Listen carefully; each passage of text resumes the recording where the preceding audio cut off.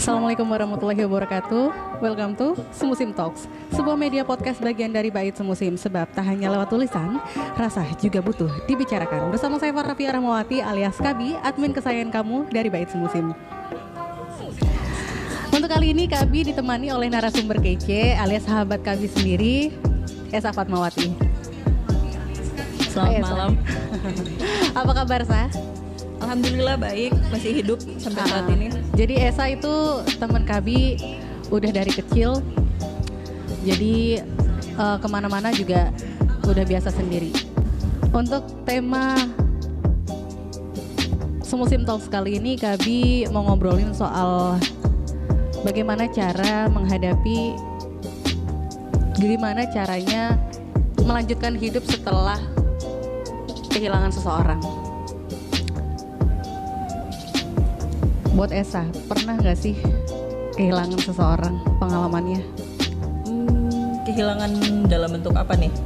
Kehilangan entah kamu ditinggal pergi karena kematian, atau karena dia memilih pergi yang awalnya orang ini berarti di hidup kamu, ternyata tiba-tiba menjauh, pergi gitu aja.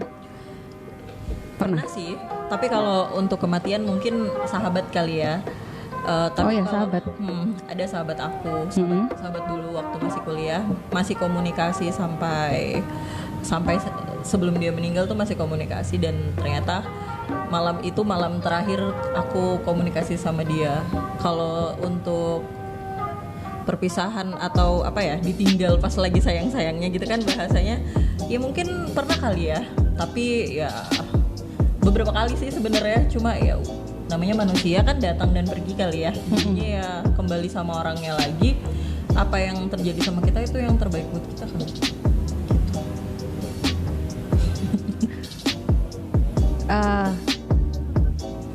Gimana?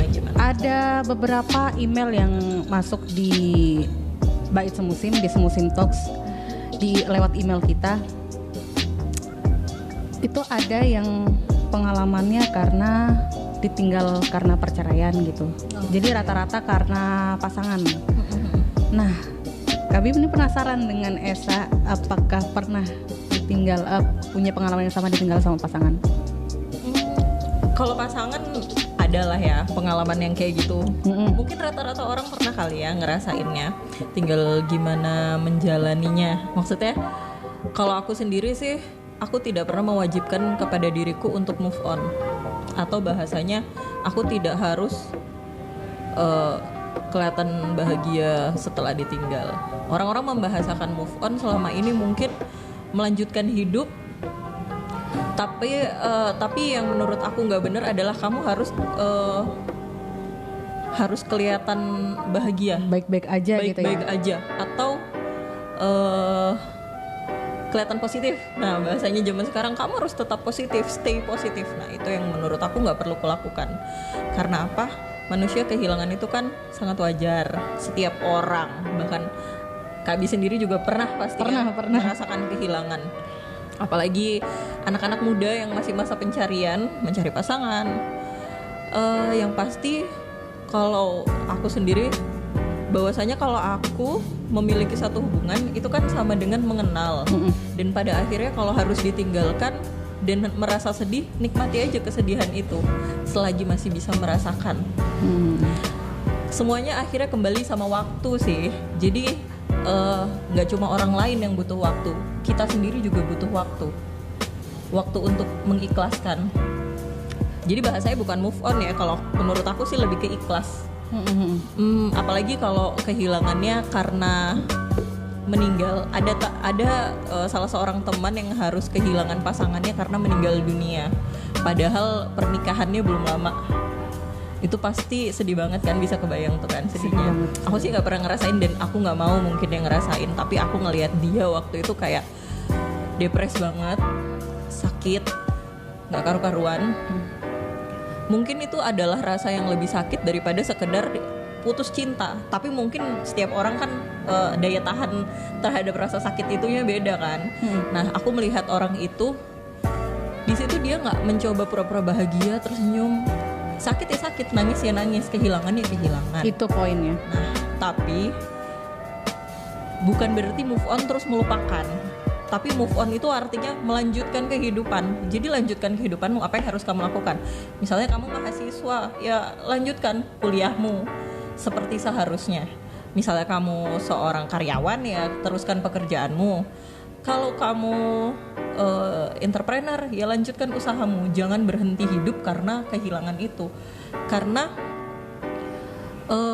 semua itu sudah dirancang Tuhan sih. Ya mungkin kedengarannya klise ya, ikhlas. Cuma itu benar. Kita bukan berusaha bahagia, tapi kita berusaha ikhlas. Ketika ikhlas itu berarti hati kita ajari untuk let go gitu ya, mungkin bahasanya. Ya udah, nggak apa-apa. Aku tahu Tuhan melakukan ini kepada aku karena ini yang terbaik. Itu yang harus kalian tanamkan mungkin. Kalau aku sih seperti itu dari pengalamanku sendiri. Jadi yang pertama harus kamu lakukan ketika kehilangan adalah ikhlas. Kasih. Ya itu. Kalau saya sih ikhlas aja dulu. Tapi ada nih beberapa teman-teman yang biasanya bilang sama Kabi, Kak, untuk ikhlas itu susah. Iya, masuk akal. Bahkan sampai mengorbankan. Ada yang pernah 4 tahun, bahkan 8 tahun juga pernah proses untuk melupakan si dia. Bahkan dia ini sudah punya seseorang yang baru. Yes. Tetapi masih dia ini memeluk erat masa lalunya. Padahal di depan matanya sudah ada orang yang sayang sama dia, sudah ada orang yang benar-benar berniat banget membahagiakan dia. Tetapi orang yang masih membawa trauma masa lalu ini masih enggan bergerak dari tempat yang sama. Masih bertahan di situ, masih memanjakan air matanya, masih memanjakan rasa mellow-nya dia. Kira-kira menurut Kak Esa sendiri, orang-orang seperti ini bukannya tidak bisa atau seperti apa sih? Setiap orang mungkin menghadapi masalahnya beda-beda kali ya. Jadi nggak bisa disamaratakan. Ada yang depres banget, ada yang happy, berusaha happy, misalnya nongkrong atau apa untuk menghilangkan kesedihan. Dan ada yang bilang ikhlas itu sulit, tapi bukan nggak mungkin. Emang ikhlas itu sulit, tapi bukan berarti nggak mungkin. Itu artinya kalau si A aja bisa ikhlas, berarti kamu juga bisa. Kan kayak gitu. Entah itu butuh waktu 1 bulan, 2 bulan, 3 bulan, setahun, 2 tahun, 3 tahun, bahkan 10 tahun. Padahal itu pacaran 3 tahun, terus kita mesti move on 10 tahun. Ya nggak apa-apa, memang segala sesuatu itu butuh waktu. Tapi yang pasti yang harus kamu ingat adalah di sekitar kamu itu nggak cuma ada dia aja. Ada keluarga, teman, sahabat, dan mereka semua itu yang sampai sekarang masih ada di sekitarmu. Untuk kehilangan satu orang itu nggak worth it kalau kita sampai berlama-lama sedih, sementara yang ada di sekitar kita yang menyayangi kita abaikan. Itu nggak worth aja sih. Kalau aku merasanya apalagi mereka yang rela nangisin kita, ngerti nggak sih? Aku pernah banget ngalamin susah banget move on sama orang yang pernah dekat lah, gitu. Ada temanku yang pada saat itu selalu dengerin curhat, bisa dibilang curhat. Walaupun aku yang bodoh, tapi dia tetap mau dengerin dan ngasih saran, dan dia mau memberikan waktunya untuk mendengarkan. Nggak semua orang loh mau mendengarkan kamu. Iya, benar. Kan? Nah, sampai suatu ketika aku cerita dan dia menangis. Lah gue aku yang sedih, kok dia yang nangis. Iya, benar. Di situ aku mulai menyadari kalau ternyata banyak kok yang sayang sama aku. Ini satu orang yang kebetulan lagi nemenin aku. Dia yang lagi dikasih waktu sama Tuhan untuk bisa nemenin aku.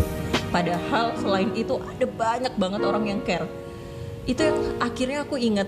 Pada saat itu aku ngerasa kayak nggak mungkin banget untuk bisa move on bahkan. Tapi ketika teman itu ada di dekat aku jadi sadar dia pun pernah ngalamin hal yang sama. Benar. Dia tahu apa yang aku jalani ini sakit, tapi dia support. Dia ada sama aku, ngelihat aku sedih, dia yang nangis, padahal aku sendiri nggak nangis waktu itu. Justru aku nangisnya mungkin gara-gara ngeliat dia nangis. Baru aku sadar kalau ternyata aku jauh lebih berharga daripada menangisi orang yang mungkin sudah tidak menghargai aku lagi. Dan disitulah pada akhirnya yang bikin aku berpikir move on itu bukan lagi atau apa ya, mengikhlaskan itu bukan lagi hal yang sulit, tapi mungkin memang membutuhkan waktu, tapi bukan nggak mungkin. Dan menurutku itu terjadi sama semua orang, setiap orang. Kehilangan itu nggak akan selalu mudah, pasti ada proses dan nggak gampang, tapi bukan nggak mungkin. Bukan nggak bisa ya. Bukan nggak bisa. Oke, jadi yang bisa kami simpulkan di sini adalah ini bukan persoalan mau atau tidak mau, bisa atau tidak bisa, tapi mau atau tidak mau. Kadang, nah, pernah nggak sih ketemu temen yang dia manjain banget perasaannya, dia pengen melo mulu dan pengen apa ya? Dia menuruti rasa sedihnya sampai akhirnya berlarut-larut gitu. Orang seperti ini harusnya kita apakan? Kita beri nasihat untuk hadapi saja atau mungkin dialihkan saja? Pasti ada orang yang kayak gitu dan itu haknya dia untuk memanjakan rasa sedihnya seperti apa. Tapi mungkin kalian yang melihat orang yang seperti itu, atau mungkin kalian yang seperti itu ya tolong sadar ya. Bahkan ada yang kesel gitu loh. Iya emang kesel banget. Ya, kesel banget. Nah di situ kalau aku sih ya, selama aku bisa nemenin, aku nemenin. Karena aku orangnya termasuk yang gimana ya? Aku cuma bisa nemenin, aku nggak bisa ngasih apa-apa. Itu yang bisa aku lakukan. Kamu nangis ya udah, aku liatin, atau aku peluk, atau aku belikan makanan. Mungkin kalau kamu suka makanan, itu aja yang bisa aku lakukan. Karena orang itu juga pasti bakal capek sih, capek sedih. Siapa sih yang nggak capek nangis tiap hari, sedih tiap hari, mikirin orang yang udah nggak mikirin kalian lagi. Emang dunia ini sekejam itu kadang kan. Kita belum bisa move on, ternyata yang di sana udah ada pasangan baru, atau bahkan kita belum bisa move on, yang di sana udah nikah, bye. Ya yang kayak gitu. Jadi kalau bagi aku yang kayak gitu, diamkan. Kalau itu adalah teman dekat kamu atau sahabatmu, saudaramu atau orang terdekatmu, diamkan, dengarkan, dan pastikan dia baik-baik aja. Itu sih yang pertama harus dilakukan, pastikan dia baik-baik aja. Selama dia nggak melakukan hal yang membahayakan dirinya, ya dipantau aja dulu. Kalau butuh cerita didengerin, itu sih biarkan aja, nggak usah terlalu diberi nasihat karena malah biasanya tambah jadi. Ya, dia kalau diberi nasihat bakal mikir kayak kamu nggak tahu apa yang aku alamin ini. Lebih ke kayak gitu karena memang pengalaman tiap orang kan beda-beda ya. Bener. Kalau aku bilang sih didiamkan, didengarkan, dan dipantau. Selama dia baik keadaannya ya udah. Yang penting dia nggak apa-apa. Itu dulu. Kalau nanti kayak apa ya namanya, orang tuh pasti ada masa capeknya kok bersedih-sedih kayak gitu. Kalau jangan salah loh ya, maksudnya di sini ikhlas ataupun move on bukan melupakan ya. Mungkin kamu masih ingat sama orangnya, kalau teringat kadang nangis, ya itu masih akan terjadi, apalagi perempuan yang sensitif ya. Tapi biarkan dia hidup dengan cara dia dan kamu hiduplah dengan caramu sendiri. Itu yang harus pertama kali dilakukan. Kalau bagi aku sih gitu Kak Bi. Gitu. Jadi memang setiap orang prosesnya berbeda-beda ya, tergantung karakter orangnya. Ada yang tipenya dikasih lihat banget nih sampai bikin story titik-titik galau semua isinya. Ada juga orang yang pura-pura happy, pura-pura bahagia, bawaannya ketemu teman ketawa mulu, tapi begitu ketika udah di kamar sendirian nangis-nangis. Ada yang seperti itu. Nah, oke, kita langsung ke email dulu ya. Ini ada curahan dari Dwi Yulianti Sudirman. Assalamualaikum Kak, saya mau cerita nih. Jadi aku melewatkan 2 tahun untuk mencintai seseorang dan menghabiskan hari-hariku untuk melupakannya. Aku coba untuk melupakan dia, tapi gak bisa. Bayangan-bayangan dia selalu muncul di pikiran aku karena dulu dia memperlakukanku sangat istimewa. Kabi rasa semua orang pasti begitu ya. Selalu baik sama aku dan dia selalu ada untukku. Tiap hari kita sering ketemu, terus beribu-ribu janji dia lontarkan kepadaku. Tapi lama-lama kok ada yang beda dari dia. Teman-temanku bilang si doi lagi jalan sama cewek lain, tapi aku gak pedulin, toh omongan orang dipercaya itu cuma buat hubungan jadi hancur. Dan yang penting aku percaya dia juga bisa jaga hatiku. Setelah itu aku pulang kerja, kenapa hatiku ngerasa gak enak setelah nengok ke arah samping, ternyata dia lagi bincang-bincang dengan wanita lain di salah satu restoran dekat tempatku kerja. Sakit banget, hati hancur banget, kepercayaanku hilang setelah melihat dengan mata kepala sendiri setelah kejadian itu. Dia nggak temuin aku lagi, chattingan pun jarang. Dan setelah itu dia ke rumah ngomong kalau dia udah nggak bisa jagain aku lagi, nggak bisa sama aku lagi.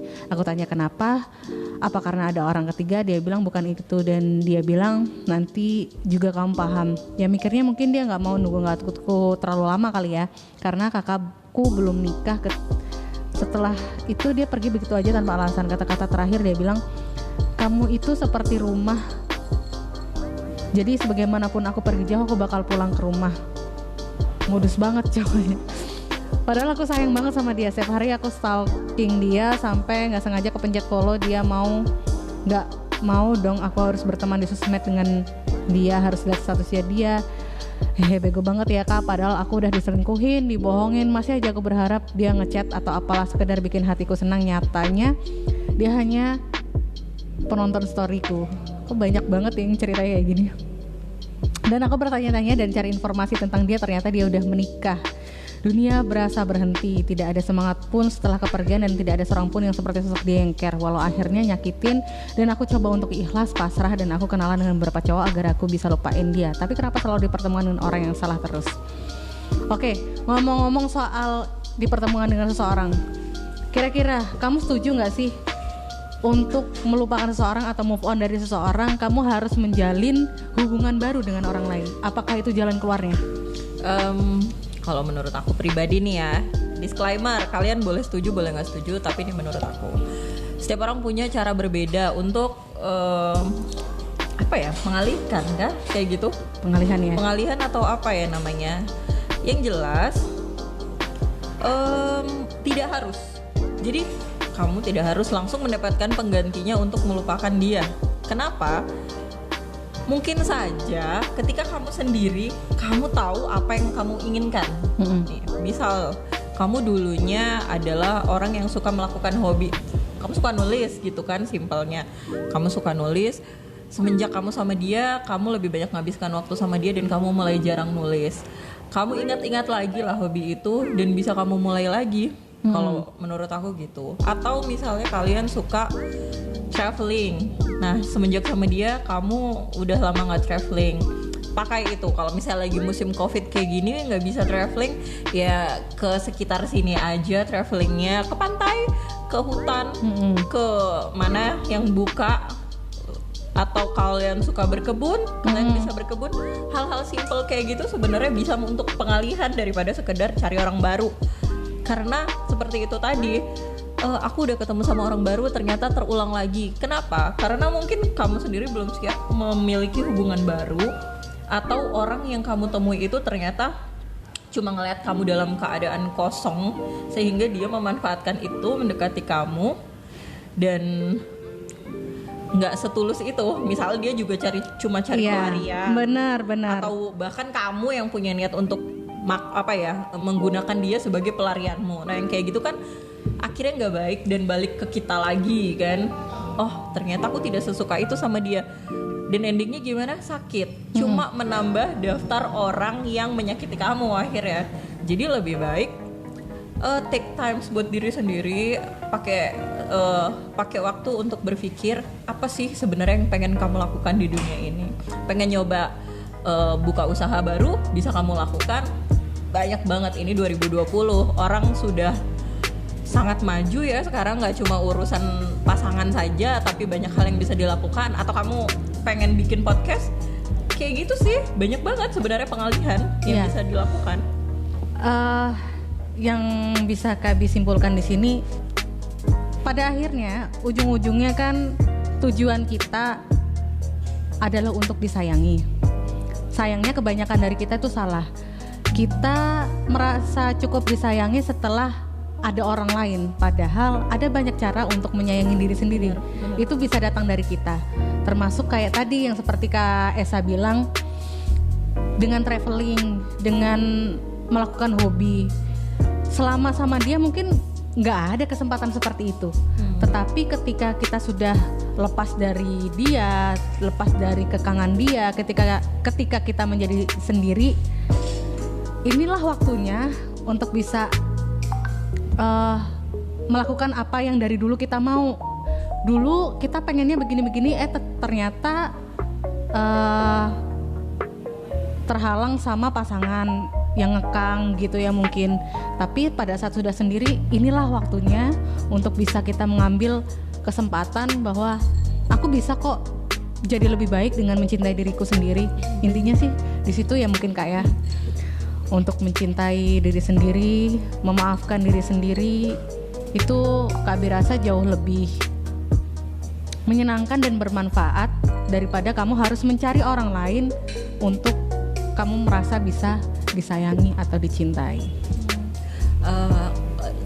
Dan satu lagi, mungkin selama ini kalian dengan memiliki seseorang itu merasa disayangi ya, tapi mungkin kalian bisa mengevaluasi hubungan itu sebenarnya selama ini berjalan seperti apa sih? Apakah dia memang beneran sayang sama kamu? Ataukah dia memang sayang sama kamu tapi ternyata dia nggak punya waktu? Atau bahkan hubungan kamu selama ini tuh sebenarnya toksik? Ya, misal dikekang atau apa? Justru dengan kamu pisah sama dia ternyata itu menjadi hal yang terbaik buat kamu.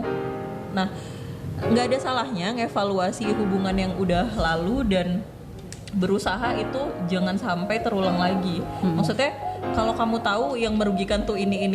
Misalnya dia nggak bolehin kamu kemana-mana. Misalnya dia suka larang-larang atau kalian nggak boleh seperti ini, nggak boleh seperti itu. Nah setelah putus kan bisa melakukan yang dulu kalian suka tapi nggak dibolehin. Ini waktunya untuk menyayangi dirimu sendiri lah setelah kamu lelah menyayangi dia yang ternyata akhirnya ninggalin kamu. Oh ya, satu lagi, tadi kan ada tuh yang kita baca, dia bilang kamu adalah rumah tempat aku kembali dan sekarang aku lagi pergi dulu dan terbalik lagi. Jangan dibodohi sama kata-kata kayak gitu, jangan mau. Kenapa? Kamu punya hak untuk bahagia dan bukan untuk bahagiakan dia loh. Benar. Jadi siapa yang mencintai kamu tanpa pamrih? Kamu kan bisa ngerasain kalau dia cuma jadikan kamu rumah doang dan ntar pulang, bisa jadi sampai kalian nikah nanti dia kayak gitu. Maksudnya pulang sekali-sekali kalau butuh rumah. Iya benar. Jadi belajarlah untuk mencintai dirimu sendiri. Kamu tuh berharga banget. Aku tuh berharga. Orang tua aku tuh membesarkanku dengan cara seperti ini, dihidupi dengan gini. Kok mau-maunya aku disakiti sama orang yang ngasih aku nggak seberapa. Iya benar. Kan gitu. Kayak gitu, belajar mencintai dirimu sendiri. Itu yang terpenting buat orang yang ditinggalkan karena putus cinta atau semacamnya itu. Tuh. Gitu Kabi. Oh ya BTW Kabi. Jadi aku pas mau Kabi ajak buat bikin ini podcast kan. Aku tuh sempet istilahnya sempat survei, bukan survei sih, nanya-nanya sih sama teman-teman yang pernah kehilangan, dan ternyata kehilangannya orang-orang itu macam-macam dan sakit-sakit banget. Aku punya temen juga yang dia itu keadaannya waktu itu kuliah semester berapa ya, dan dia harus sakit, kecelakaan kalau nggak salah. Tiba-tiba bapaknya itu sakit, ayahnya sakit, dan dapat kabar ayahnya itu meninggal dunia pada saat kuliah itu. Depres banget keadaannya, dia dalam keadaan sakit dan ayahnya meninggal dunia. Dia depresi, kuliahnya berantakan, nggak karu-karuan. Dia akhirnya pulang ke rumah, balik ke, aku dulu kuliah di Malang dan dia kebetulan orang Bali, mondar mandir kayak gitu, dan dia depresi. Dalam keadaan kayak gitu dia diputusin sama pacarnya gitu. Terus dia juga cerita sama aku, dia sempet dia sempat dijanjikan mau dilamar lah ceritanya, tapi ternyata ditinggal. Nah jadi gimana ya, kekecewaan yang double itu kan yang akhirnya bikin dia makin depresi. Nah dia bilang sama aku, setelah ditinggal dan dijanjikan mau dilamar, galaunya itu sampai setahunan. Cara nyembuhinnya gimana? Balikin lagi semuanya sama Allah, dipasrahkan dan berusaha untuk mengubah mindset kalau orang itu bukan segalanya. Di situ kan sama dengan berusaha untuk ikhlas kan. Orang itu bukan segalanya kok, dan dia bukan satu-satunya yang bisa nyayangin kamu. Itu yang harus kalian ingat ya. Dan pada dasarnya Tuhan memisahkan kan artinya dia bukan buat kita ya. Jadi berarti ini yang terbaik dong untuk kita. Kayak gitu. Nah salah dua caranya yaitu tadi dialihkan dengan hobi atau apa yang kita sukai itu dilakukan. Kalau temanku dia suka blogging, waktu itu masih zamannya blog, akhirnya dia mulai nulis lagi di blognya dia kayak gitu. Jadinya ya banyak cara buat moving on, dan itu salah satunya hobi kamu. Oh ya, kebetulan kan akhir-akhir ini Kabi ada nonton film tentang psikologi ya. Boleh dimakan nggak sih? Boleh. Sambil makan ya teman-teman. Sorry ya. Kalau trauma, ini kita ngomongin ke trauma dulu ya. Setiap orang yang pernah dipatahkan, yang pernah dikecewakan, hatinya pasti ada, hatinya retak sedikit. Orang biasa menyebutnya sampai trauma atau takut menjalin hubungan baru. Nah, aku dengar dari salah satu film yang mengatakan bahwa trauma itu dihadapi, bukan dihindari. Nah, seperti yang tadi aku tangkap, tadi kan kamu bilang dialihkan. Dialihkan tuh sama nggak sih dengan dihindari? Gini, tadi pertama kan aku ada bilang jangan ditolak. Kesedihan itu jangan ditolak. Dialihkan di sini yang saya maksud bukan untuk melupakan langsung, tapi mulai lakukan hal-hal yang kamu senangi. Kenapa? Bukan, jadi dialihkannya itu bukan untuk melupakan, tapi dari situ kamu akan sadar kalau ternyata hal yang menyenangkan itu bukan cuma sama orang itu. Ternyata banyak banget hal menyenangkan di dunia ini. Misalnya kamu udah lama gak hangout sama teman-teman, kamu bisa hangout. Kan itu bukan bentuk pengalihan kan? Maksudnya itu bentuk pengalihan, tapi bukan bentuk untuk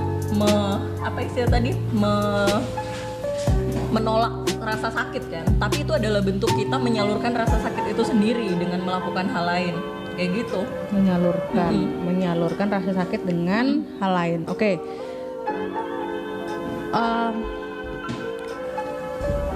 Apakah ini kan manusia adalah makhluk sosial ya? Tidak pernah bisa hidup sendiri, tidak pernah bisa menghadapi masalahnya sendiri.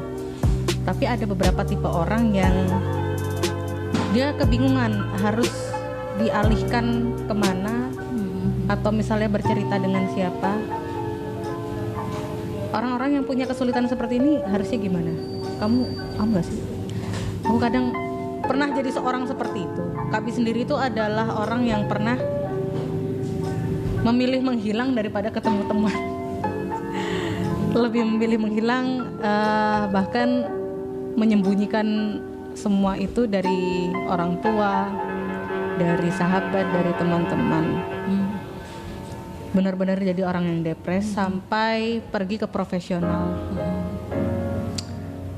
Nah, teman-teman di sini ada yang belum tahu, belum paham dengan kondisi mereka harus kemanakah, seperti itu. Sampai mungkin orang yang kelewat depres dan nggak ngerti harus kemana memilih jalan yang salah seperti bunuh diri.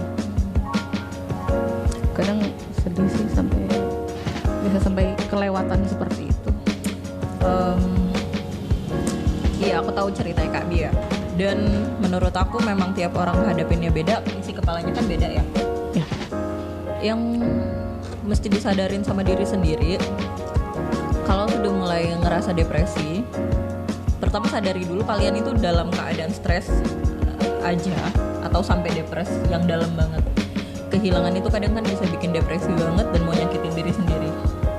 Yang harus disadari dulu, apakah sejauh apa sakit itu. Kalau sudah ada niatan mau nyakitin diri sendiri, lebih baik ke profesional.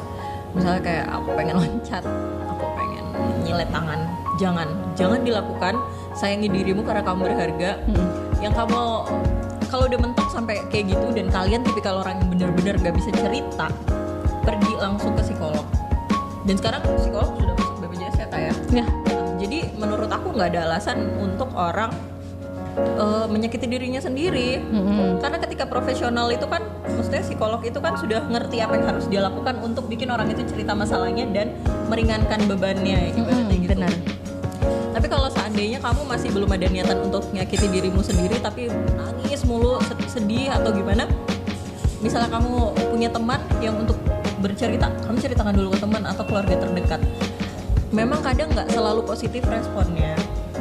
Kalau seandainya menurut kalian nggak positif atau takut malah disalahkan, takut malah dikata-katain, takut malah orang judging kalian yang bikin kalian tambah ngerasa hancur, ya udah mending pergi ke profesional langsung. Karena mereka yang tahu apa yang harus dilakukan ya. Kalau kami dulu ke profesional kan ya. Dan yang pasti yang kayak gitu kalian gak gila kok dengan pergi ke profesional.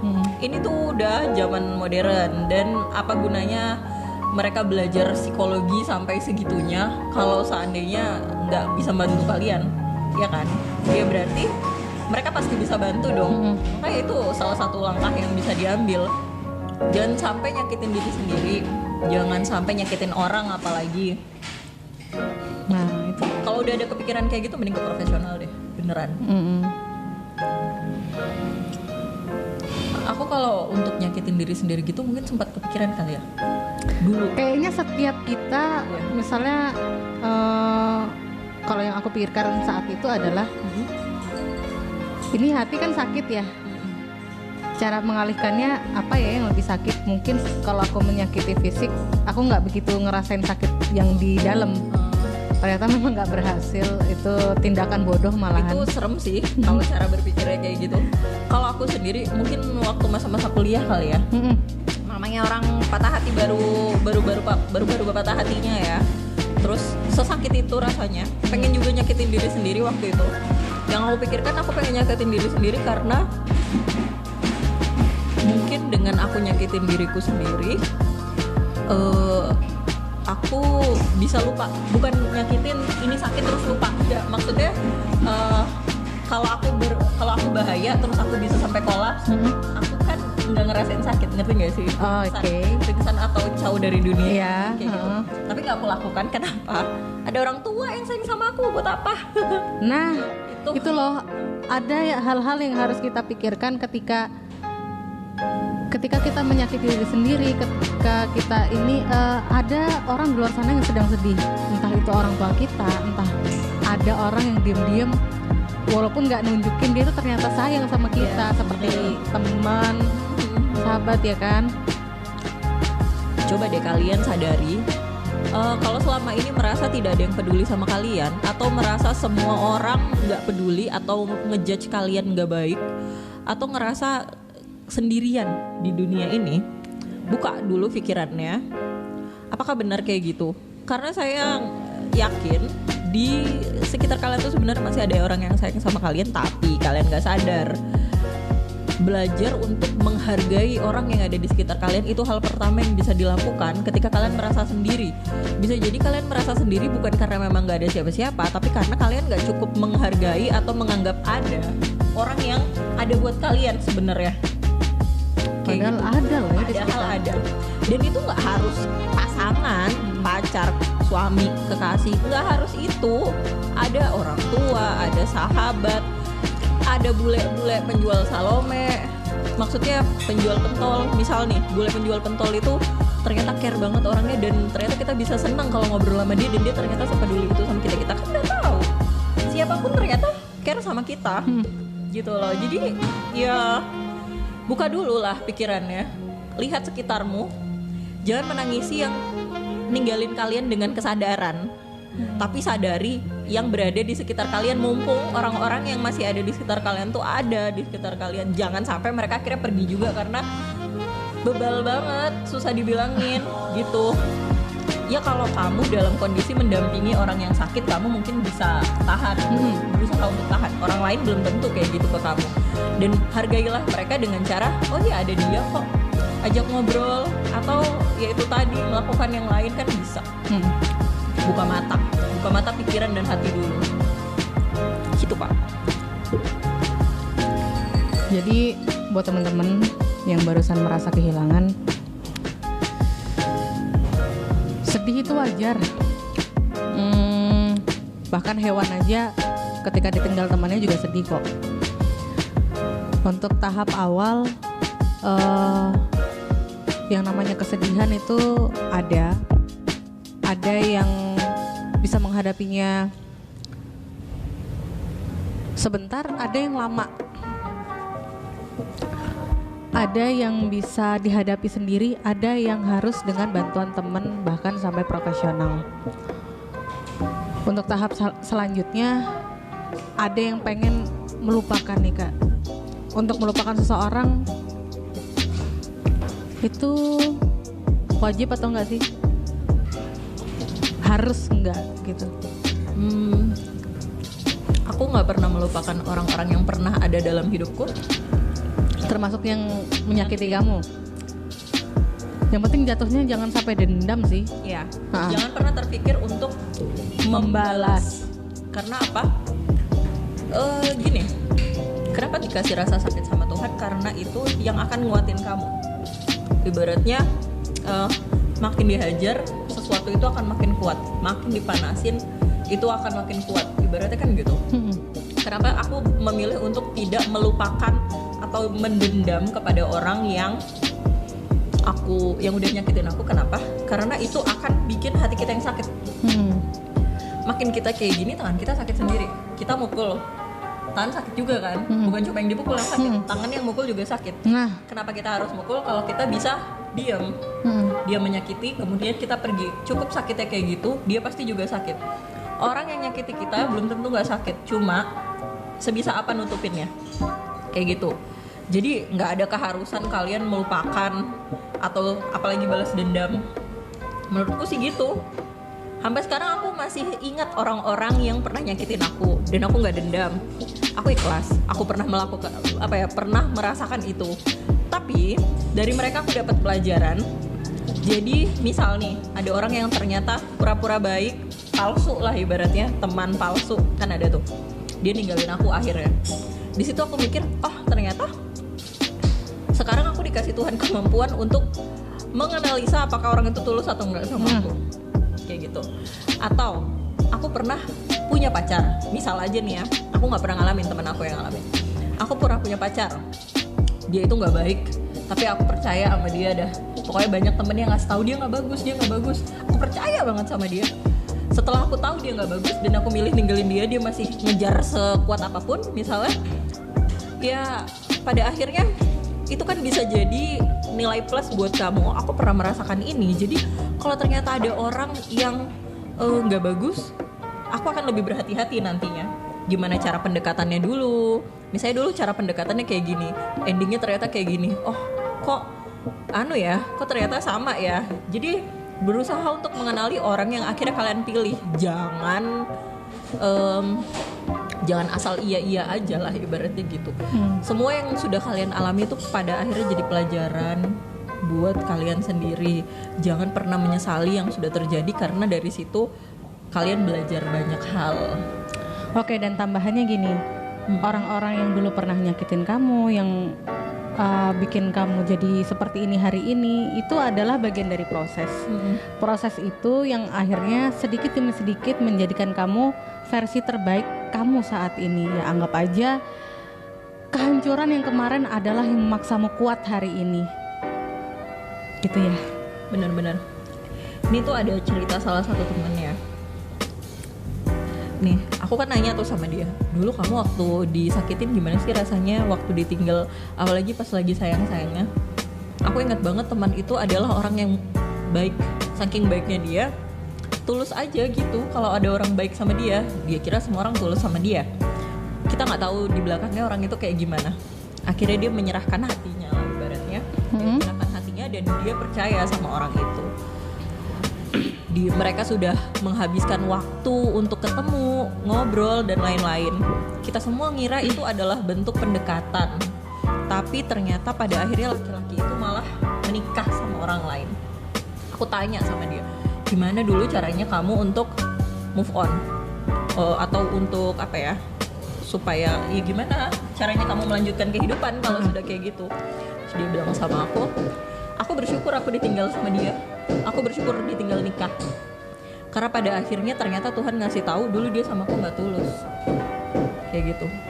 Terus dia bilang setelah itu dia yang bisa dilakukan adalah menikmati hidup. Dan temanku ini orang yang nyakitin dia itu adalah orang yang kerjaannya sama dia. Jadi mau nggak mau kan ketemu mulu tuh. Apalagi orang ternyata temanku ini perempuan kebetulan, dan ternyata laki-laki yang nyakitin temanku itu masih suka bercandain. Ibaratnya dulu dia suka sama aku, dia tahu itu dia punya rasa sama aku, kemudian itu dibuat bahan bercandaan. Jahat banget kan? Jahat banget sih. Jahat banget. Dan dia bilang, aku nggak mau dendam. Buat apa aku dendam? Biarkan dia melakukan hal yang dia suka, dan aku nggak akan peduli sama itu. Karena apa? Aku punya apa ya? Aku punya hak untuk bahagia. Jadi kalau dia udah nyakitin aku, ya aku anggap aja dia nggak ada di dunia ini. Oh, oke. Ya gitu. Maksudnya dia mau jungkir balik, cari itu ya. Ada loh ya orang yang mungkin udah ninggalin masih cari perhatian tuh. Iya benar. Kayak sok paling wah gitu kan, karena tahu kamu pernah suka sama dia, atau kamu mungkin dianggap masih suka. Kalau bagi aku sih, dan temanku ini bilang, ya anggap aja dia nggak ada. Memang akan susah pertamanya, tapi bukan nggak mungkin. Jadi diamkan, nggak usah diambil pusing, biarkan aja semua mengalir. Orang itu pasti capek sendiri.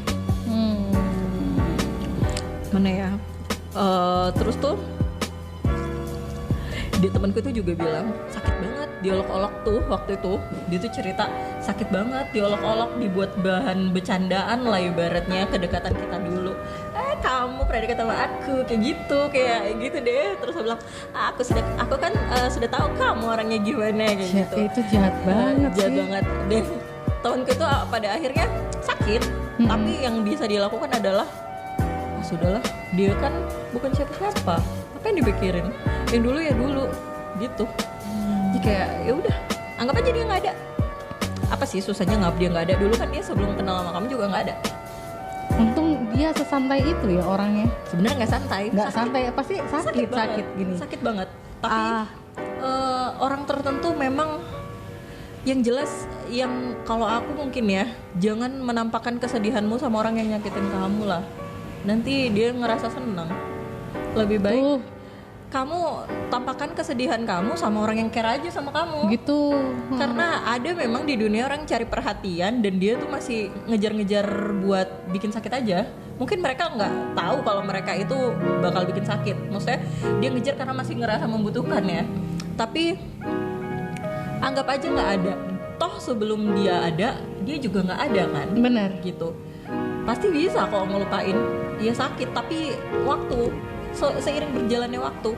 Temanku itu bahkan sampai dia punya mantan yang pada saat ketemu dia masih bisa nangisin itu mantan loh. Mungkin masih ada rasa kali ya, tapi dia memilih untuk tidak bersama karena apa? Karena dia tahu nggak baik.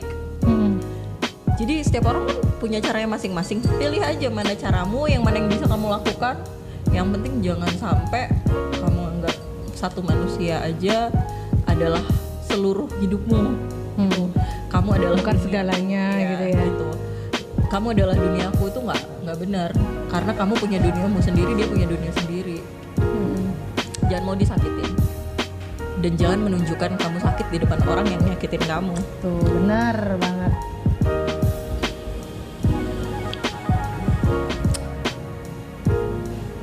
Oke, cukup asik sih pembahasan kita hari ini ya. Sebenarnya kalau mau dilanjutin bisa sampai berjam-jam, karena gak akan ada habisnya sebenarnya untuk melanjutkan hidup setelah kehilangan. Ya cukup jadi diri sendiri dan cintai diri sendiri. Ya ada nih komen yang bagus, aku suka. Apa? Sesulit-sulitnya ingatlah Al-Insyirah ayat 5 sampai 6. Benar. Fa'inna ma'al usri yusra ya. Bahwasanya setelah kesulitan ada kemudahan. Bener. Dan itu bener banget. Kalau kalian susah, kalian jatuh, kalian gagal, ingat aja itu bisa jadi motivasi. Cuma 2 ayat aja yang diucapkan berulang kayak gitu bisa jadi motivasi. Dan yang perlu kita ingat kali ya kak, semuanya itu balik ke Tuhan. Semuanya.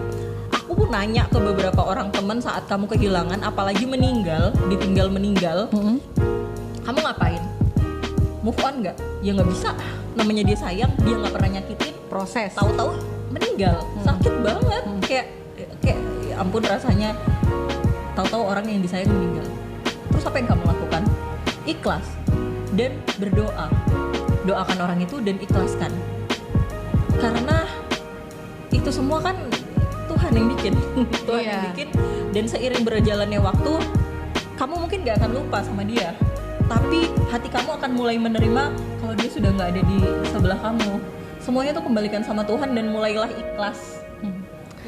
Dan proses ikhlas kan memang tidak bisa semudah omongan sih ya. Berawal dari nangis-nangis dulu sampai capek, kemudian banyak kembali ke Tuhan. Mungkin saat itu Tuhan juga lagi kangen sama kita. Terus itu akhirnya kita mulai bisa menerima bahwa ya udah ini kenyataannya begini. Terus pelan-pelan bisa mencintai diri sendiri, pelan-pelan akhirnya bisa lepas sepenuhnya, bisa kembali enjoy menghadapi kehidupan. Terus itu ya hidup seperti biasanya, karena hidup mati kita tidak tergantung soal itu kok. Banyak yang perlu kita hadapi, soal membahagiakan orang tua, sahabat, temen. Kembali kepada saudara. Tujuan hidup kamu sendiri itu apa? Karena nggak semua orang dong pasti tujuan hidupnya menikah. Aku nggak menyalahkan orang yang tujuan hidupnya nikah nih ya. Tapi nggak semata-mata itu toh yang membahagiakan kamu. Atau mungkin yang belum mau nikah, nggak semata-mata kan tujuan hidup kamu untuk punya pacar.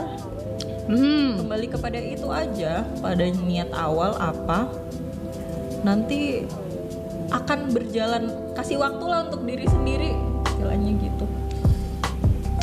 Tanya diri sendiri deh, kamu lebih takut merasa kesepian atau kamu lebih takut jadi sendirian? Beda ya. Jadi orang yang merasa kesepian walaupun dengan dia sudah punya pasangan nih, dia tetap kesepian. Ada juga yang orang dia walaupun sendiri tapi happy aja tuh, dia ngerasa ramai di kepalanya, nggak ada perasaan sepi atau semacamnya. Sekarang tinggal pilih mau yang seperti apa. Kamu bersama seseorang tetapi tetap membuat kamu ngerasa kesepian, atau kamu tahu nih caranya untuk mencintai diri sendiri dan gak ngerasa sepi itu gimana. Lari ke temen kek, atau pelampiasannya dengan traveling kek, kan banyak banget macamnya. Di dunia ini gak cuma dia seorang. Iya benar. Jadi buat teman-teman di sana semangat ya. Pembicaraan tadi Kak Bi dengan Kak Esa sudah hampir sampai. Moga-moga ada manfaatnya. Iya, semoga, amin. Oke, jadi Kak Bi dan Kak Esa hanya bisa sampai di sini dulu. Kita akan ketemu lagi di Semusim Talk selanjutnya, mungkin dengan narasumber yang berbeda, dengan tema yang berbeda. Jadi teman-teman yang punya permasalahan atau semacamnya di luar permasalahan cinta, masalah karir atau ekonomi, bisa aja juga kesini aja, kirim ke emailnya Kak Bi seperti biasa di fonapixi@gmail.com. Nanti akan Kak Bi bahas di Semusim Talk selanjutnya ya, dengan narasumber yang berbeda dan yang keren pastinya. Oke, Kak Bi dan Kak Esa pamit undur diri dulu. Makasih ya Kak Esa ya. Sama-sama, makasih banget. Oh ya, Kak Esa ini adalah seorang jurnalis yang juga sibuk wirawiri meliput berita, juga entrepreneur ya. Ada usaha makanannya. Semoga kita doakan semoga sukses. Oke. Wassalamualaikum warahmatullahi wabarakatuh.